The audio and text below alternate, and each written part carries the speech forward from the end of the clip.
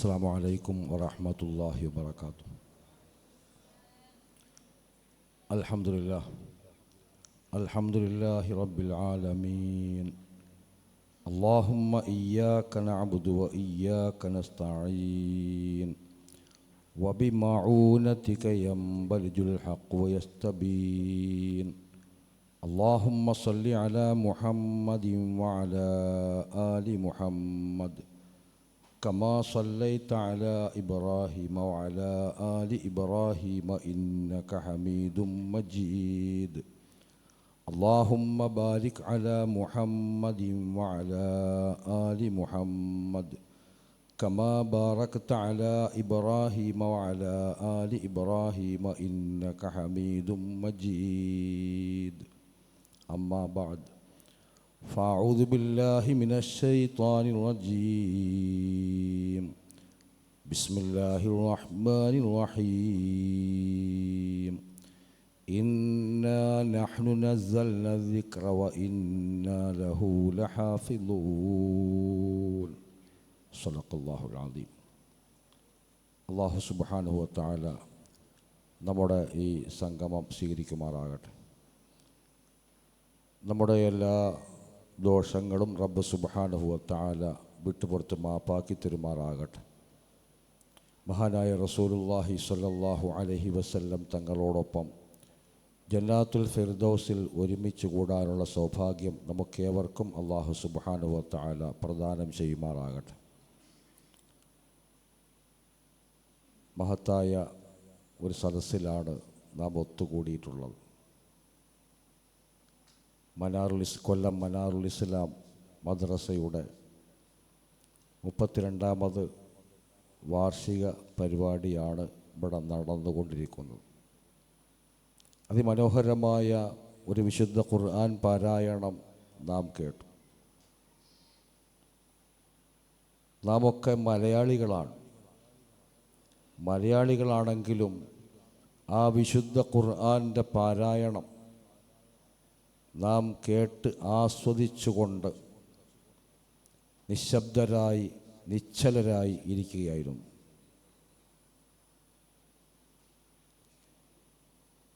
എന്താണ് ഓതി പറഞ്ഞത്? ആ ഓതിയതിൽ എന്താണ് പറഞ്ഞത്? മഹാനായ സുലൈമാൻ നബി അലൈഹി സ്വലാത്തു വസ്സലാമിൻ്റെയും ഹുദ്ഹുദിൻ്റെയും ഇടയിലുണ്ടായ സംഭവങ്ങൾ തുടങ്ങി ഇങ്ങോട്ട് സൂറത്തുൽ ദുഹ, സൂറത്തുൻ നാസ് വരെ എന്താണ് പറഞ്ഞത് എന്ന് ഇവിടെ കൂടിയിട്ടുള്ളവരിൽ നല്ലൊരു പങ്കിലും അറിയില്ല, മലയാളികളായതുകൊണ്ട്.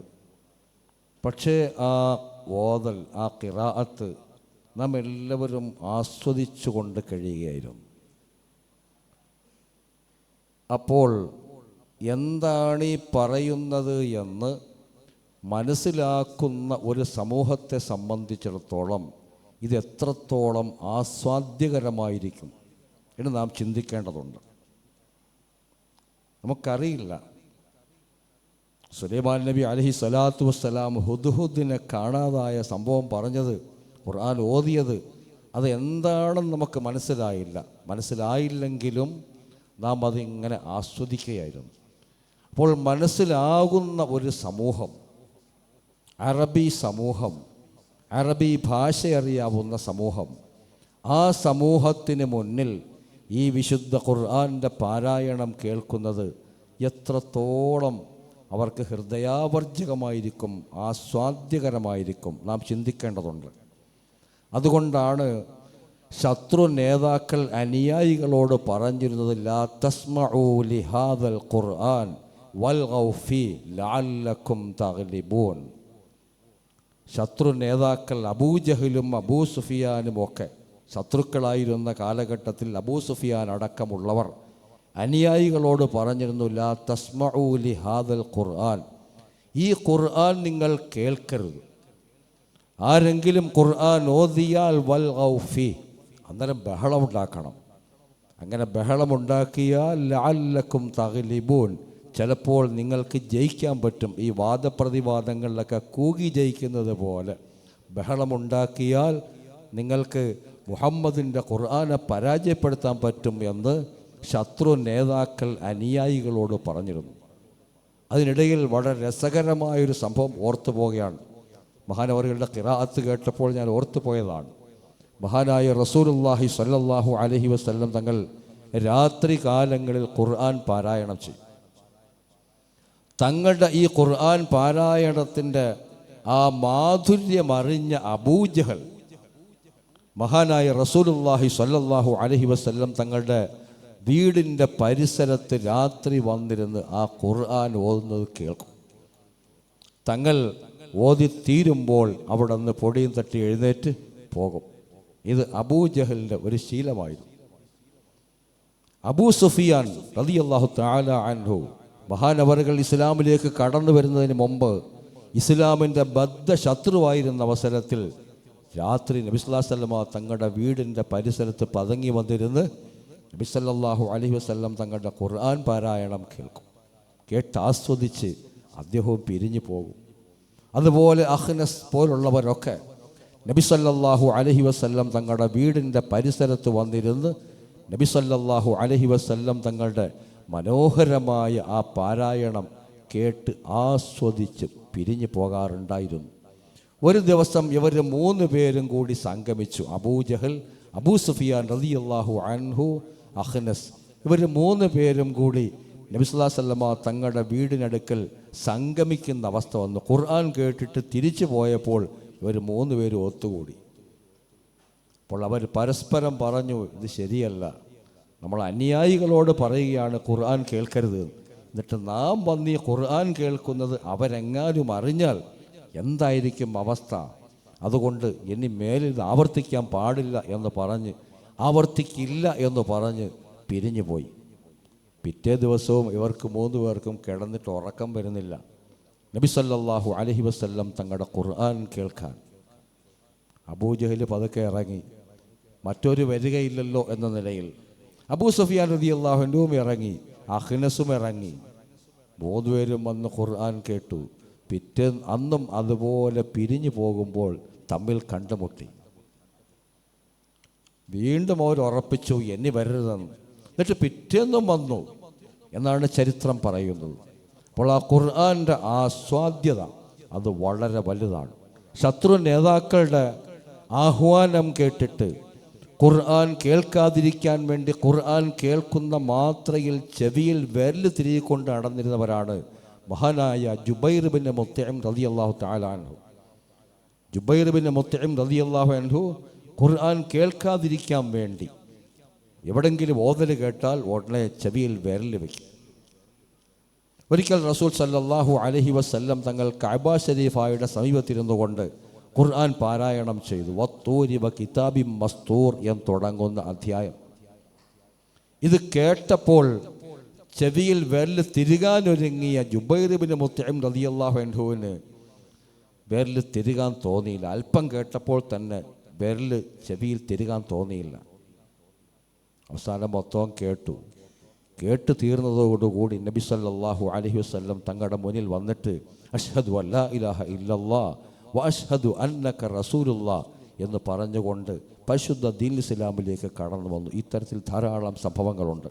അപ്പോൾ വിശുദ്ധ ഖുർആൻ്റെ ആ ആസ്വാദ്യത അത് എത്രത്തോളം ഉണ്ട് എന്ന് നമുക്ക് മനസ്സിലാക്കാം. ഖുർആനുമായി ബന്ധപ്പെട്ടതാണ് ഈ സ്ഥാപനവും ഇവിടുത്തെ സദസ്സുമൊക്കെ. ഏതാണ്ട് 32 വർഷങ്ങൾക്കപ്പുറം, 32 അല്ലെന്ന് തോന്നുന്നു, മഹാനായ കമാൽ ഹാജി ഒരു ബിസിനസ് സ്ഥാപനത്തിന്, ദുന്യാവിൻ്റെ ഒരു ബിസിനസ് സ്ഥാപനത്തിന് തുടക്കം കുറിക്കാൻ വേണ്ടി ഒരുമ്പെട്ട ഈ സ്ഥലത്ത് ആദ്യത്തെ കല്ല് വയ്ക്കുന്ന വേളയിൽ മഹാനായ കാഞ്ഞാർ മൂസ മൗലാന നബറല്ലാഹു മർഖദ അദ്ദേഹത്തിൻ്റെ ഉപദേശാനുസരണം ആഖിറത്തിലേക്ക് വേണ്ടിയുള്ള ഒരു ബിസിനസ് സ്ഥാപനത്തിൻ്റെ തുടക്കമായി ഒരു മദ്രസയുടെയും പള്ളിയുടെയും അടിസ്ഥാനമായിട്ട് അതിനു വേണ്ടിയുള്ള ഒരു ശില പാകിക്കൊണ്ട് ഇവിടെ ആരംഭിച്ച ഈ മഹത്തായ സ്ഥാപനം അല്ലാഹു സുബ്ഹാനഹു വ തആല ഇത് ഉത്തരോത്തരം അഭിവൃദ്ധിയിലേക്ക് ഉയർത്തുമാറാകട്ടെ. ഇതിനു വേണ്ടി പരിശ്രമിച്ച എല്ലാവർക്കും അന്ന് മുതൽ ഇങ്ങോട്ട് കാഞ്ഞാർ മൂസ മൗലാന റഹിമഹുല്ലാ അടക്കം, കമാൽ ഹാജി അടക്കം, അവിടെ നിന്ന് ഇങ്ങോട്ട് ഇന്ന് വരെയും പരിശ്രമിച്ചു കൊണ്ടിരിക്കുന്നവർ, ഇവിടുത്തെ ഉസ്താദുമാർ, വിദ്യാർത്ഥികൾ, രക്ഷകർത്താക്കൾ, എല്ലാവർക്കും അല്ലാഹു സുബ്ഹാനഹു വ തആല ഉന്നതമായ പ്രതിഫലം ദുനിയാവിലും ആഖിറത്തിലും നൽകി അനുഗ്രഹിക്കുമാറാകട്ടെ. വിശുദ്ധ ഖുർആൻ ഒരു മഹാത്ഭുതമാണ്. ഈ സ്ഥാപനത്തിൽ നിന്ന് ധാരാളം ഹാഫിദീങ്ങൾ പുറത്തേക്ക് വരാറുണ്ട്. ഇന്ന് കേരളത്തിൽ ധാരാളം ഹിഫ്ദ് സ്ഥാപനങ്ങളുണ്ട്. ആദ്യത്തെ ഹിഫ്ദ് സ്ഥാപനം മദീനയിലെ മസ്ജിദുൻ നബവിയാണ്. ആദ്യത്തെ ഹിഫ്ദ് സ്ഥാപനം. അതിൻ്റെ തുടർച്ചയാണ് ഇന്ന് ലോകത്തെമ്പാടുമുള്ള ഹിഫ്ദ് പഠന സ്ഥാപനങ്ങൾ, അതുപോലെ കിതാബ് പഠിക്കുന്ന ശരീഅത്ത് നിയമങ്ങൾ പഠിക്കുന്ന സ്ഥാപനങ്ങളൊക്കെയും അതിൻ്റെ പിന്തുടർച്ചയാണ്. മഹാനായ റസൂലുള്ളാഹി സ്വല്ലല്ലാഹു അലൈഹി വസല്ലം തങ്ങൾ വഫാത്താകുമ്പോൾ ഏതാണ്ട് 30,000-ഓളം ഹാഫിദീങ്ങൾ ജീവിച്ചിരുന്നതായിട്ടാണ് ചരിത്രങ്ങളിൽ കാണുന്നത്. തങ്ങളുടെ വഫാത്ത് വേളയിൽ 30,000-ഓളം ഹാഫിദീങ്ങൾ ഉണ്ടായിരുന്നു. റസൂൽ സല്ലല്ലാഹു അലൈഹി വസല്ലം തങ്ങളുടെ ജീവിത കാലഘട്ടത്തിൽ ഖുർആൻ ഇന്നത്തേതുപോലെ ഒരു മുസ്ഹഫിനകത്ത് ക്രോഡീകരിക്കപ്പെട്ട നിലയിൽ ആയിരുന്നില്ല. തങ്ങൾക്ക് വഹി വരുമ്പോൾ ആ വഹി ഒക്കെയും കേൾക്കുന്ന സഹാബാക്കൾ മിക്കവരും മനഃപ്പാടമാക്കും. പല സഹാബാക്കളും അത് എഴുതി വയ്ക്കും. മഹാനായ റസൂലുള്ളാഹി സ്വല്ലല്ലാഹു അലൈഹി വസല്ലമ തങ്ങൾക്ക് ഈ വഹയികൾ എഴുതുന്നതിന് വേണ്ടി നിരവധി സഹാബാക്കൾ ഉണ്ടായിരുന്നു. മഹാനായ അബൂബക്കർ സിദ്ദീഖ് റളിയല്ലാഹു തആല അൻഹു, ഉമർ ബിൻ ഖത്താബ് റളിയല്ലാഹു തആല അൻഹു, ഉസ്മാൻ ബിൻ അഫ്ഫാൻ റളിയല്ലാഹു തആല അൻഹു, അലി ബിൻ അബീ താലിബ് റളിയല്ലാഹു തആല അൻഹു, സെയ്ദ് ബിൻ സാബിത്ത് റളിയല്ലാഹു തആല അൻഹു തുടങ്ങി ഏതാണ്ട് 20-ൽ ചില്ലുവാനം സഹാബാക്കൾ റസൂലുള്ളാഹി സ്വല്ലല്ലാഹു അലൈഹി വസല്ലമ തങ്ങളുടെ വഹി എഴുത്തുകാരായിട്ട് തന്നെ ഉണ്ടായിരുന്നു. അതിൽ വളരെ പ്രമുഖനാണ് സെയ്ദ് ബിൻ സാബിത്ത് റളിയല്ലാഹു തആല അൻഹു. അദ്ദേഹം ഹാഫിളുമാണ്, തങ്ങളുടെ പ്രധാനപ്പെട്ട വഹി എഴുത്തുകാരനുമാണ്, ഖുർആൻ എഴുത്തുകാരനുമാണ്.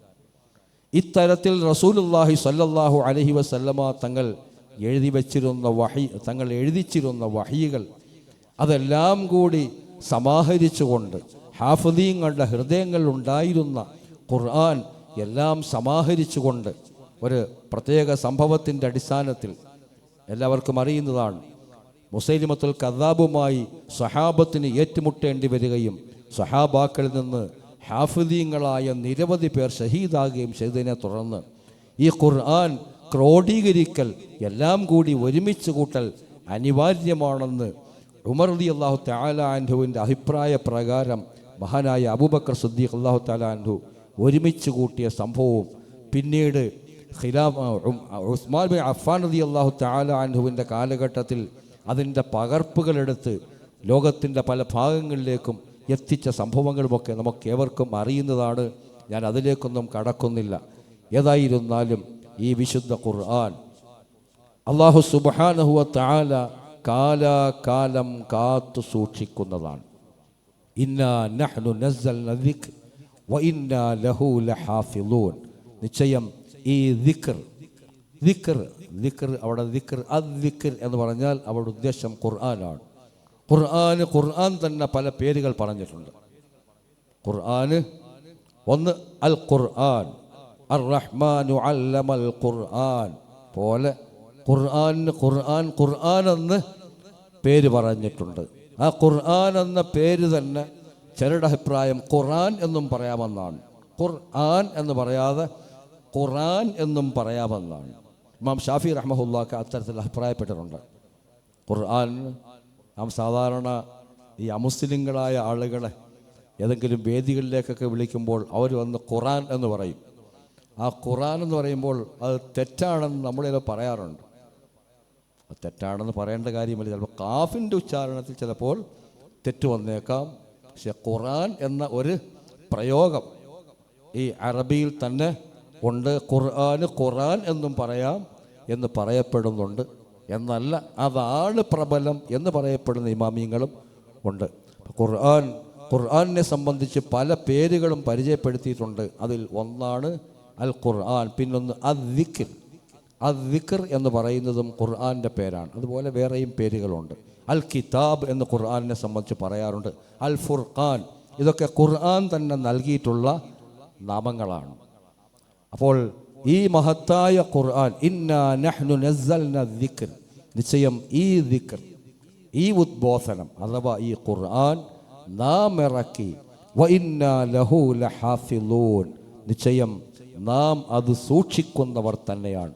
ലോകാന്ത്യം വരെയും ഒരു വള്ളി പുള്ളി വിസർഗ വ്യത്യാസമൊന്നുമില്ലാതെ ലോകാന്ത്യം വരെയും ഇത് കാത്തു സൂക്ഷിക്കപ്പെടുന്നതാണ്. നമ്മൾ ചിന്തിച്ചു നോക്കണം. മുൻകഴിഞ്ഞ വേദഗ്രന്ഥങ്ങൾ പലതും ഉണ്ട്. തൗറാത്ത്, ഇഞ്ചീൽ, സബൂർ, അതൊക്കെ മറ്റ് ഭാഷകളിൽ അവതരിപ്പിക്കപ്പെട്ടതാണ്. സുരിയാനി ഭാഷ, ഇഞ്ചീൽ സുരിയാനി ഭാഷയിൽ അവതരിപ്പിക്കപ്പെട്ടതാണ്.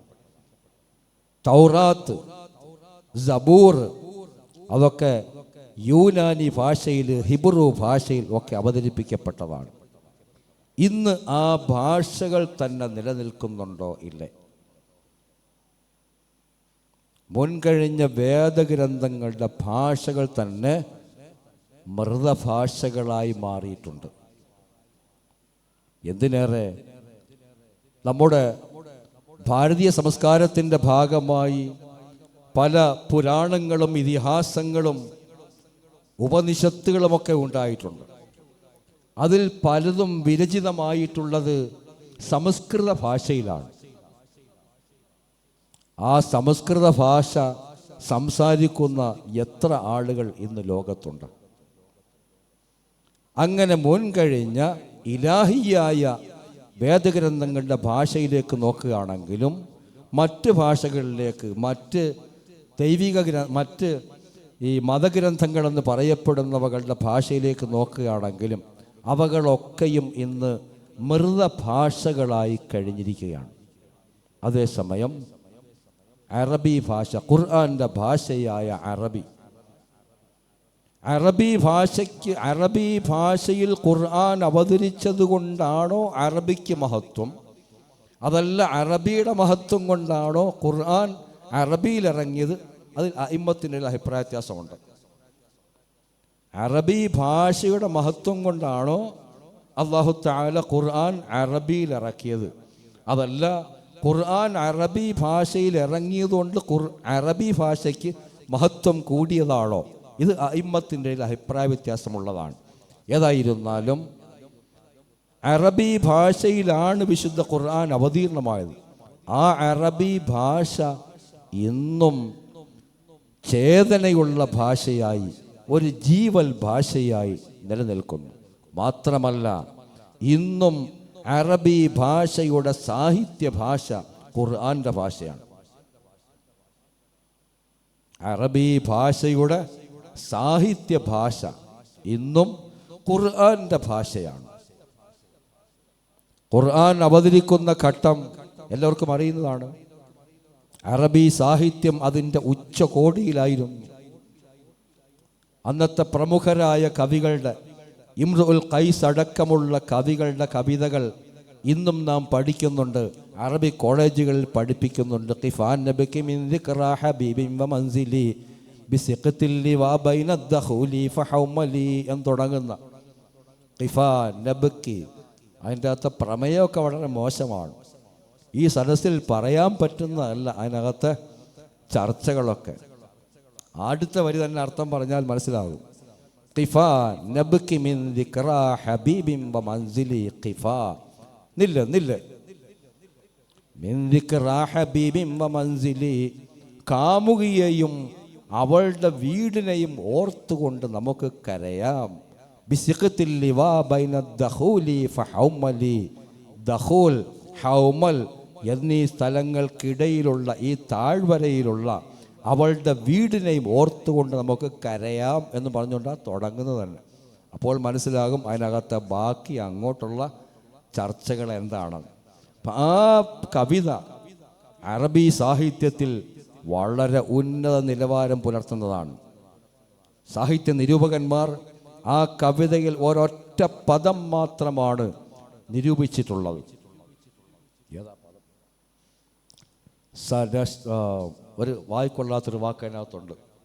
വാക്ക് തൽക്കാലം ഞാൻ ഓർക്കുന്നില്ല, ആർക്കെങ്കിലും ഓർമ്മയുണ്ടെങ്കിൽ പറയും.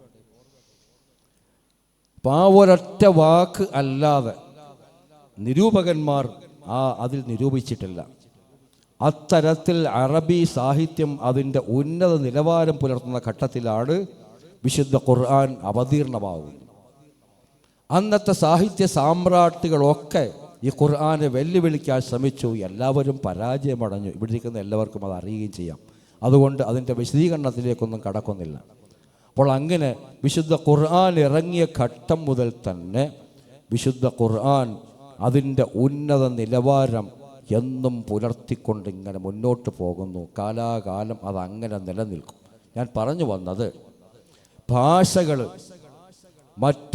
മറ്റ് വേദഗ്രന്ഥങ്ങൾ ഇറങ്ങിയ ഭാഷകളൊക്കെയും അതെല്ലാം മൃതപ്രായമായി അറബി ഭാഷ ഇന്നും സജീവമായി നിലനിൽക്കുന്നു. അത് ഒരു പ്രത്യേക മുഅ്ജിസത്ത് തന്നെയാണ്. ഇവിടെ മലയാളം തന്നെ മരിച്ചുകൊണ്ടിരിക്കുകയാണ്. നമ്മൾ പറയാറുണ്ട് മലയാളം മരിച്ചുകൊണ്ടിരിക്കുകയാണ്. മലയാള ഭാഷ മരിച്ചുകൊണ്ടിരിക്കുകയാണ്. പക്ഷേ അറബി ഭാഷ എന്നും അതിൻ്റെ ആ സജീവതയോടുകൂടി നിലനിന്നുകൊണ്ടേയിരിക്കുകയാണ്. അപ്പോൾ ഖുർആൻ്റെ ഭാഷ തന്നെ വളരെ മഹത്വമുള്ളതാണ്. ആ ഖുർആൻ അതിൻ്റെ ധാരാളം കാര്യങ്ങൾ പറയാനുണ്ട്. എനിക്കിത്തിരി ചെറിയ ബുദ്ധിമുട്ടുണ്ട്. കൂടുതൽ പറയാനും ബുദ്ധിമുട്ടുണ്ട്. കൂടുതൽ നീട്ടിക്കൊണ്ട് പോകുന്നതും നല്ലതല്ല. ഖുർആനിലെ ഓരോ ആയത്ത് പോലും ആയത്ത് നാം സാധാരണ പറയാറുണ്ട്. ഇത് ആയത്ത് എന്ന് പറഞ്ഞാൽ കുട്ടികളൊക്കെ നോക്കുമ്പോൾ ഇപ്പോൾ ഓതിയ ഖുൽ അഊദു ബിറബ്ബിന്നാസ് അതൊരു ആയത്താണ്. ഈ ആയത്തിന് ആയത്ത് എന്ന പേര് വന്നത് എന്താണ്? ആയത്തിൻ്റെ യഥാർത്ഥ അർത്ഥം ആയത്ത് ഇന്ന ഫീ ഖൽഖിസ് സമാവാതി വൽ അർദ് വഖ്തിലാഫിൽ ലൈലി വൻ നഹാരി ലആയാതിൽ ലിഉലിൽ അൽബാബ്. ആകാശഭൂമികളുടെ സൃഷ്ടിപ്പിൽ രാപ്പകലുകളുടെ വ്യതിയാനത്തിൽ ഒക്കെ ബുദ്ധിമാന്മാർക്ക് ആയാത്തുണ്ട്. ആയാത്തുണ്ട് എന്ന് പറഞ്ഞാൽ ദൃഷ്ടാന്തങ്ങളുണ്ട്. ആയത്ത് എന്ന പദത്തിൻ്റെ ബഹുവചനമാണല്ലോ ആയാത്ത്. അപ്പോൾ ആയത്തിൻ്റെ അർത്ഥം എന്താണ്? ദൃഷ്ടാന്തം, തെളിവ്, അടയാളം എന്നൊക്കെയാണ്. ഖുർആനിലെ ഈ ഓരോ ചെറിയ വാചകങ്ങൾ എന്ന് തീർത്ത് പറയാൻ പറ്റില്ല. തൽക്കാലം നമുക്ക് മനസ്സിലാകുന്നതിന് വേണ്ടി വാചകം എന്ന് പറയാം. ഓരോ വാചകത്തിനും നാം പറയുന്ന പേര്, ഓരോ ആയത്തിനും ഓരോ വാചകത്തിനും നാം പറയുന്ന പേര് ആയത്ത് എന്നാണ്. എന്തേ ആയത്ത് എന്ന് പറയാൻ കാരണം? ഓരോ ആയത്തും ദൃഷ്ടാന്തമാണ്. ഖുർആനിലെ ഓരോ ആയത്തും വളരെ ചെറിയ ആയത്തുകൾ മുതലുണ്ട്. താഹ മാ അൻസൽനാ അലൈക്കൽ ഖുർആന ലിതശ്ഖാ. താഹ അതൊരായത്താണ്. വെറും 2 അക്ഷരം മാത്രമേ ഉള്ളൂ. അതൊരു ദൃഷ്ടാന്തമാണ്. ഖുർആനിലെ ഏറ്റവും വലിയ ആയത്ത് ഹിഫ്ദ് പഠിക്കുന്ന എല്ലാവർക്കും അറിയാൻ പറ്റും. ഏതാണ്? ആയത്തുദ്ദൈൻ. ഹിഫ്ദ് പഠിക്കുന്നവർക്കൊക്കെ ഇത്തിരി പാടാണ്. ഒരായത്ത് പഠിക്കാൻ ഇത്തിരി പാടാണ്. അതുകൊണ്ട് ആയത്തിൻ്റെ പേരുമൊക്കെ എല്ലാവർക്കും അറിയാം. സൂറത്തുൽ ബഖറയിലെ ആയത്താണ് ആയത്തുദ്ദൈൻ, ആയത്തുൽ മുദായന. കടമിടപാടുകളെ സംബന്ധിച്ച് പ്രതിപാദിക്കുന്ന. നാം കടമിടപാട് നടത്തുമ്പോൾ അത് എഴുതി വയ്ക്കണം. യാ അയ്യുഹല്ലദീന ആമനു ഇദാ തദായന്തും ബിദൈനിൻ ഇലാ അജലിൻ എന്ന് തുടങ്ങുന്ന ആയത്ത് സാമ്പത്തിക ഇടപാടുകളെക്കുറിച്ച് പ്രതിപാദിക്കുന്ന ഒരായത്താണ്. കടമിടപാട് നടത്തുമ്പോൾ നാം അത് എഴുതി വയ്ക്കണം. ഇന്ന് നമ്മളെല്ലാം മറന്നു കളയുന്നൊരു കാര്യമാണ്. ഇടപാട് നടത്തുമ്പോൾ അതെല്ലാം രേഖപ്പെടുത്തി വയ്ക്കണം. പിന്നൊരു തർക്കമുണ്ടാകാതിരിക്കാൻ വേണ്ടി ആവശ്യമാണ്. അതിനെ സംബന്ധിച്ച് പ്രതിപാദിക്കുന്ന ആയത്താണ് ഖുർആനിലെ ഏറ്റവും വലിയ ആയത്ത്. ആ ആയത്തും ദൃഷ്ടാന്തമാണ്, തെളിവാണ്. അപ്പോൾ ഇതെല്ലാം ദൃഷ്ടാന്തമായതുകൊണ്ടാണ് ഈ ഓരോ ചെറിയ ഭാഗങ്ങൾക്കും ഓരോ ആയത്ത് എന്ന് പറയുന്നത്. അപ്പം അങ്ങനെ ഖുർആൻ മുഴുവനും ദൃഷ്ടാന്തമാണ്. ഖുർആൻ അങ്ങ് മുതൽ ഇങ്ങ് വരെ, ആദ്യം മുതൽ അവസാനം വരെ, ആദ്യം ഇറങ്ങിയത് മുതൽ അവസാനം ഇറങ്ങിയത് വരെ എല്ലാം ദൃഷ്ടാന്തമാണ്. ആദ്യം ഇറങ്ങിയ ആയത്തുകൾ ഏതാണ്? പറയും. ഇഖ്റ ബിസ്മി റബ്ബിക്കല്ലദീ ഖലഖ് ഖലഖൽ ഇൻസാന മിൻ അലഖ് ഇഖ്റ വറബ്ബുക്കൽ അക്രം അല്ലദീ അല്ലമ ബിൽ ഖലം അല്ലമൽ ഇൻസാന മാ ലം യഅലം. ഇത്രയുമാണ് ആദ്യം ഇറങ്ങുന്നത്. ഏറ്റവും അവസാനം ഇറങ്ങിയതാണ്. അതിൽ വ്യത്യസ്ത അഭിപ്രായങ്ങൾ അഇമ്മത്തിൻ്റെ ഇടയിലുണ്ട്. ഒന്ന്, ഇദാ ജാഅ നസ്റുല്ലാഹ്, ആ സൂറത്താണ് എന്നൊരു അഭിപ്രായമുണ്ട്.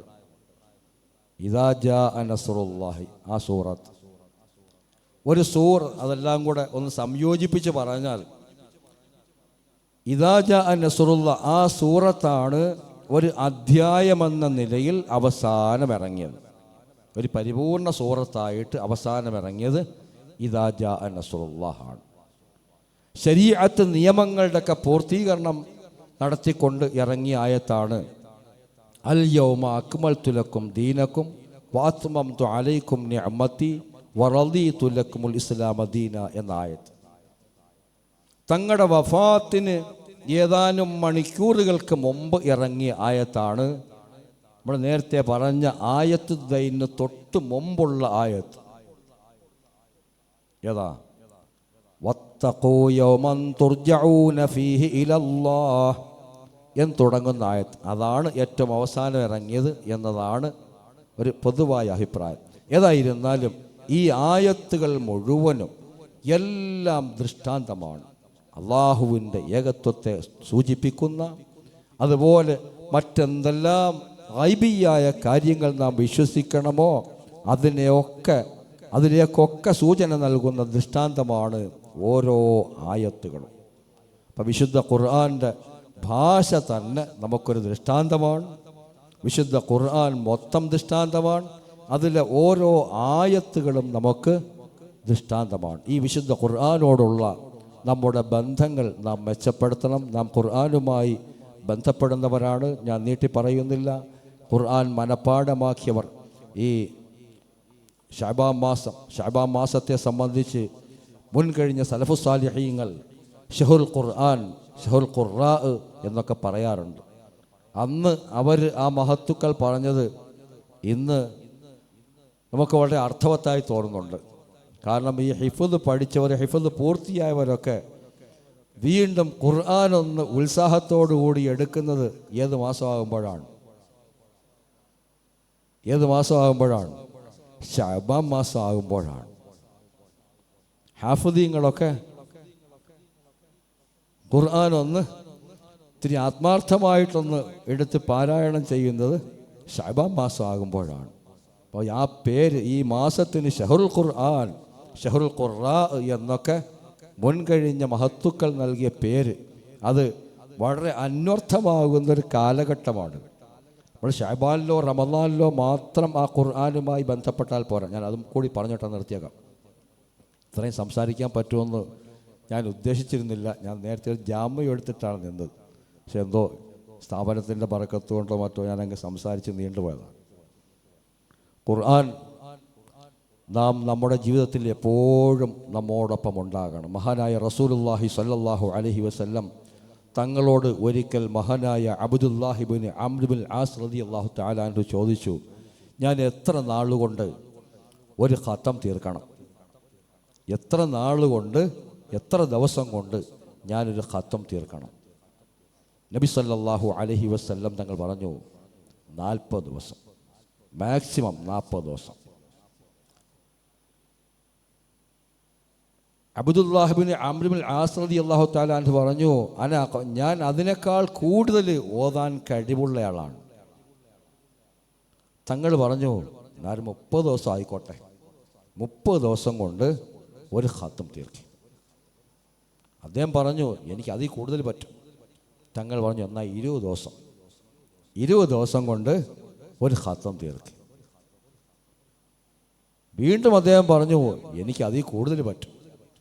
തങ്ങൾ പറഞ്ഞു, എന്നാൽ 15 ദിവസം ആയിക്കോട്ടെ. എനിക്ക് അതിൽ കൂടുതൽ പറ്റും, എന്നാൽ 10 ദിവസം ആയിക്കോട്ടെ.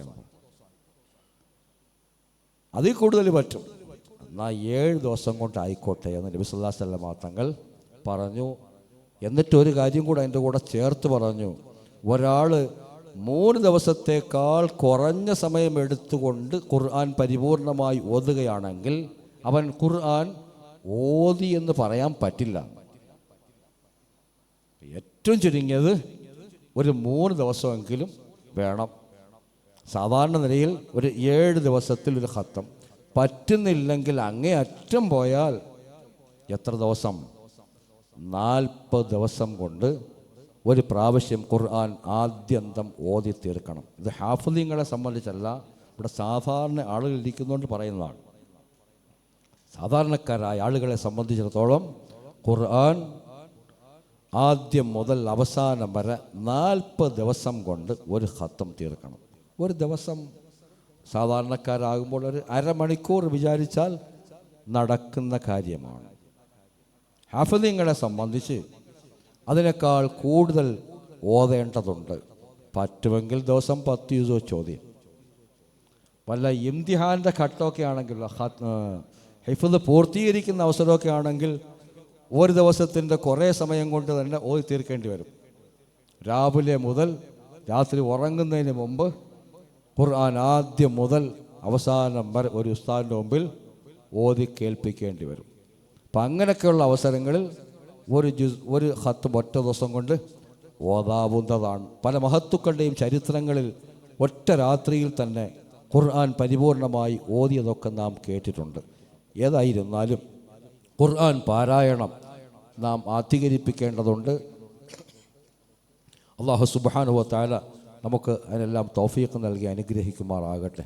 ഖുർആനുമായുള്ള ബന്ധം അത് എപ്പോഴും നാം നിലനിർത്തിക്കൊണ്ടേയിരിക്കണം. വളരെ മഹത്വമുള്ളതാണ്. മഹത്വങ്ങളെക്കുറിച്ചൊക്കെ നിങ്ങൾ കേട്ടിട്ടുള്ളവരുമാണ്. അതുകൊണ്ട് കൂടുതൽ ഞാൻ നീട്ടാൻ ഉദ്ദേശിക്കുന്നില്ല. അല്ലാഹു സുബ്ഹാനഹു വ തആല ഈ സദസ്സിനെ കബൂൽ ചെയ്യുമാറാകട്ടെ.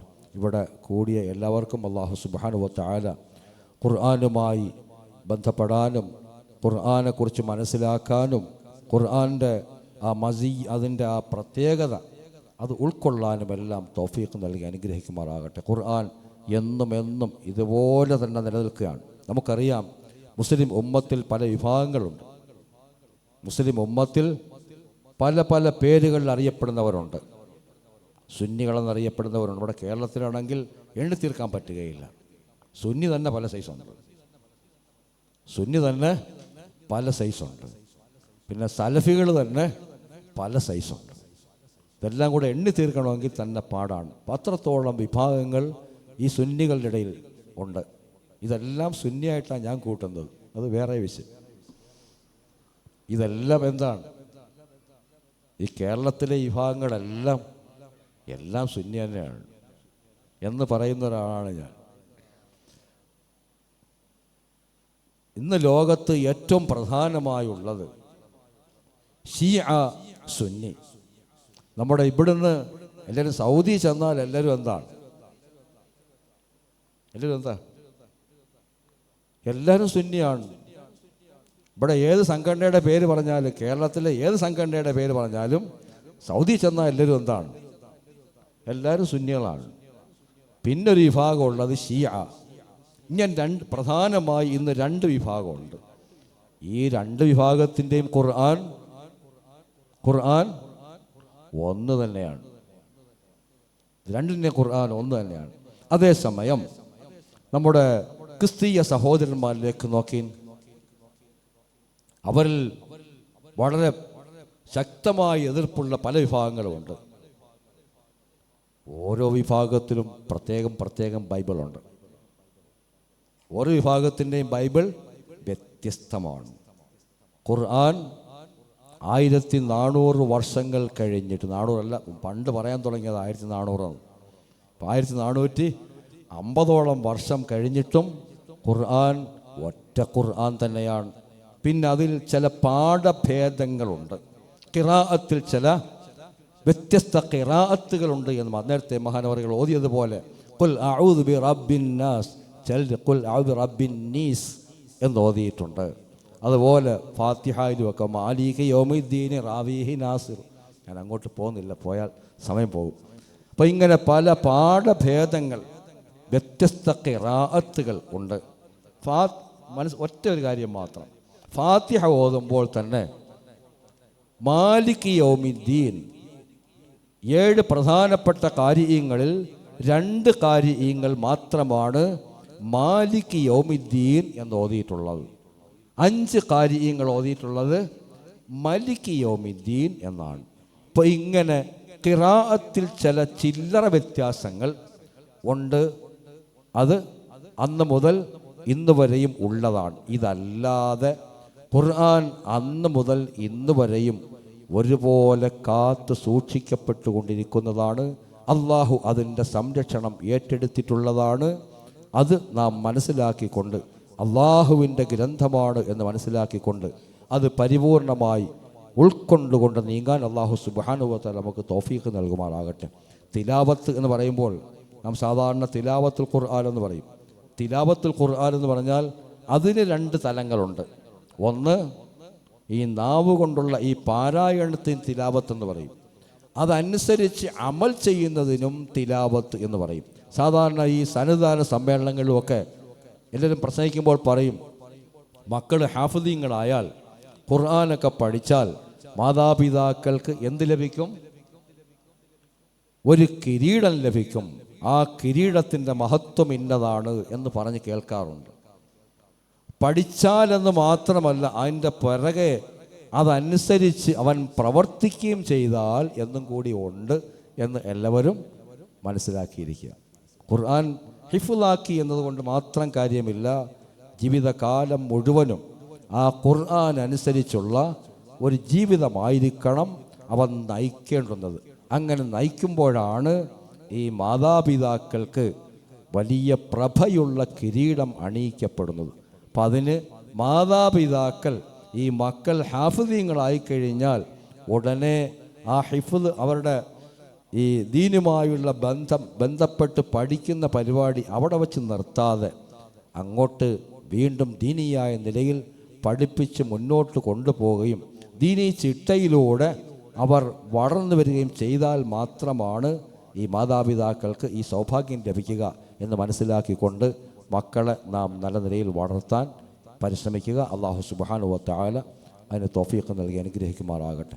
ഇവിടെ കൂടിയ എല്ലാവർക്കും അല്ലാഹു സുബ്ഹാനഹു വ തആല ഹിദായത്ത് നൽകി അനുഗ്രഹിക്കുമാറാകട്ടെ. ഇവിടുത്തെ ഉസ്താദന്മാർ, വിദ്യാർത്ഥികൾ എല്ലാവർക്കും അല്ലാഹു സുബ്ഹാനഹു വ തആല നാഫിആയ ഇൽമ പ്രദാനം ചെയ്യുമാറാകട്ടെ.